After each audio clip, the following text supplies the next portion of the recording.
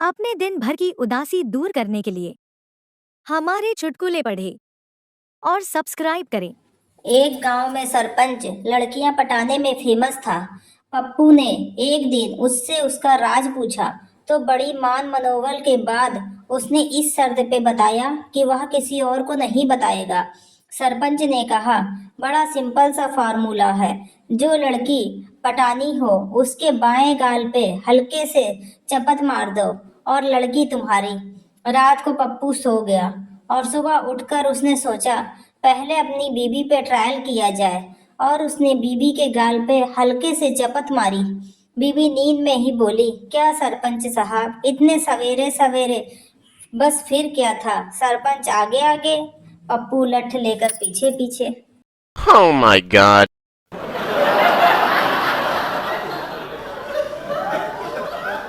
शादी के बाद एक दिन पति पत्नी फुर्सत में बैठे थे।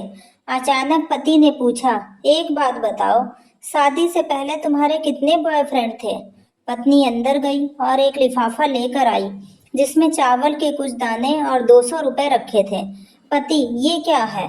पत्नी, मैं जब भी कोई बॉयफ्रेंड बनाती थी तब एक चावल का दाना इस लिफाफे में डाल देती थी।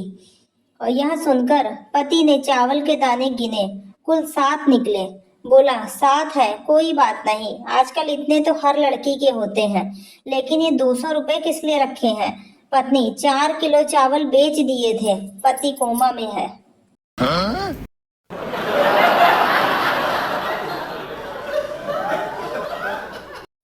एक आदमी अस्पताल में आखिरी सांसें गिन रहा था। एक नर्स और उसके परिवार वाले उसके बिस्तर के पास खड़े थे। आदमी अपने बड़े बेटे से बोला, बेटा तू मेरे मिलेनियम सिटी वाले 15 बंगले ले ले।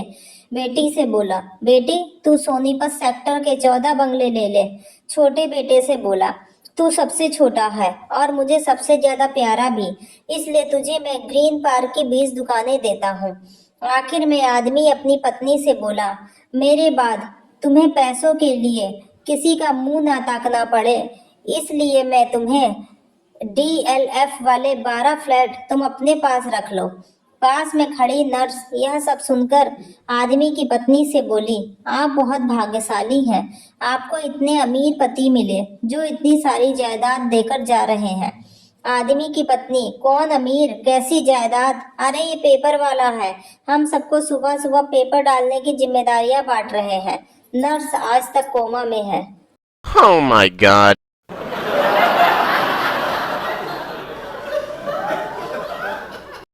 एक शराबी हमेशा शिवजी के एक मंदिर में जाता और नियत समय पर पूजा पाठ करता था।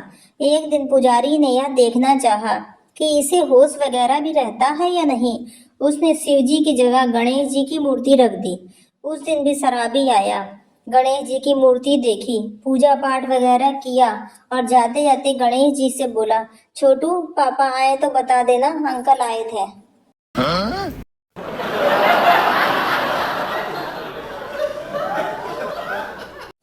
10 साल बाद पत्नी की यह सोच बन गई थी कि उनका बच्चा बड़ा अलग सा है, तो उसने बच्चे का DNA टेस्ट कराने की ठान ली।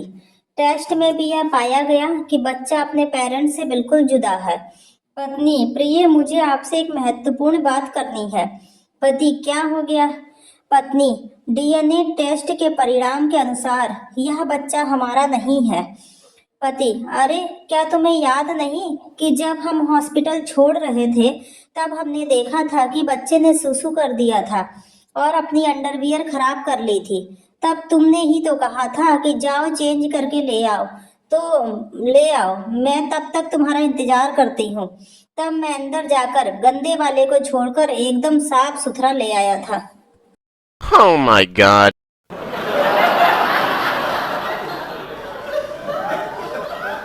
पति का बीबी से झगड़ा हुआ। बीबी मायके चली गई ये कहकर कि अब वापस कभी नहीं आएगी। 2 दिन बाद पति ने फोन करके कहा, जानू मुझसे गलती हो गई, मुझे माफ कर दो और घर लौट आओ, नहीं तुमने मेरा दिल तोड़ दिया है, मैं नहीं आऊंगी। अरे दिल वापस जोड़ लो, आ जाओ। बीबी ने पूछा, तुम्हारे करीब में कोई गिलास है? पति ने कहा, हाँ है। बीबी, उसे जोर से जमीन पर पटको, भाई ने वैसा ही किया, गिलास को जोर से जमीन पर दे मारा। बीवी बोली, अब उस टूटे हुए गिलास के हजारों टुकड़ों को तुम दोबारा जोड़ सकते हो? पति ने जवाब दिया, नहीं, गिलास टूटा ही नहीं है, स्टील का है। बीवी, आप भी बड़े दुष्ट हो जी, चलो शाम को आती हूँ। Oh my god.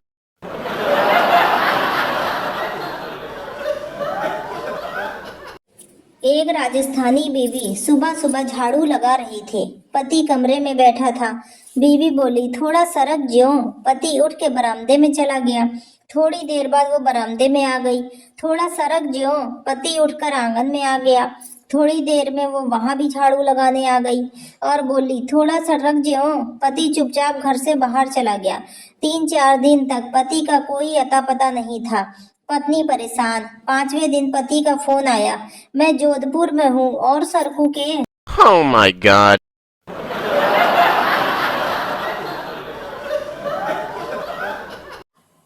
गांव का एक आदमी पहली बार अपने गांव से कहीं बाहर जाने के लिए बस में सवार हुआ। कंडक्टर ने ठीक ड्राइवर के पास वाली सीट पर उसे बैठा दिया। बस चलते समय वह आदमी बड़े आश्चर्य से इतनी विशाल बस को चलाते ड्राइवर को ही देखता रहा। 1 घंटे बाद चाय पीने के लिए एक ढाबे के सामने बस रुकी और ड्राइवर भी चाय पीने चला गया। वापस लौटा तो देखा गियर चेंज करने वाली रॉड गायब थी। वह गुस्से से चिल्लाया, यहाँ लगी रॉड किसने निकाली? उसके पास की सीट पर बैठा वो देहाती आदमी बड़ी नम्रता से बोला, साहब नाराज क्यों होते हो? रास्ते भर मैं कब से देख रहा हूँ कि आप बस चलाते चलाते बार बार ये रॉड निकालने की कोशिश कर रहे हैं, लेकिन निकाल नहीं पाए, बस आप हिला ही पाए। मैंने अपनी पूरी ताकत से निकाल दी। ये लो। ड्राइवर अभी कोमा में है और होश आते ही फिर बेहोश होने की संभावना है। Oh my god.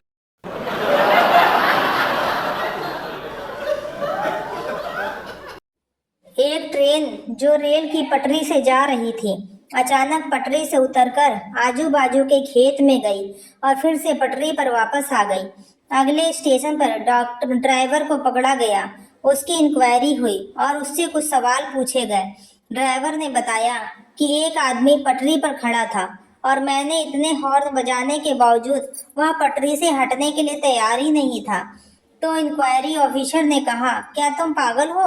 एक आदमी की जान बचाने के लिए पता नहीं तुमने कितने लोगों की जान दांव पे लगा दी थी। तुमने तो उस आदमी को कुचलना चाहिए था।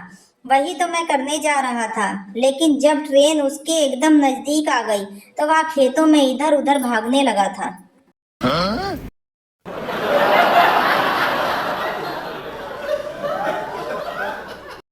घर लौटने पर पति ने पाया घर पूरी तरह बिखरा हुआ है।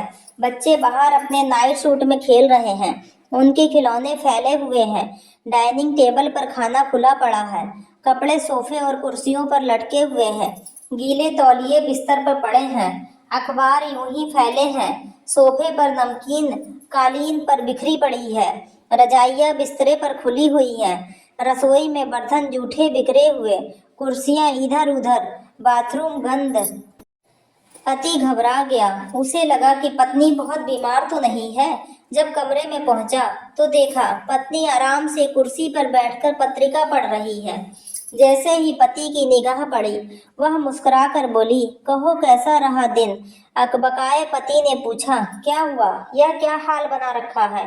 पत्नी का जवाब था, तुम ऑफिस से लौटने के बाद रोज पूछते हो कि मैंने आज क्या किया, तो आज मैंने कुछ नहीं किया। Oh my god.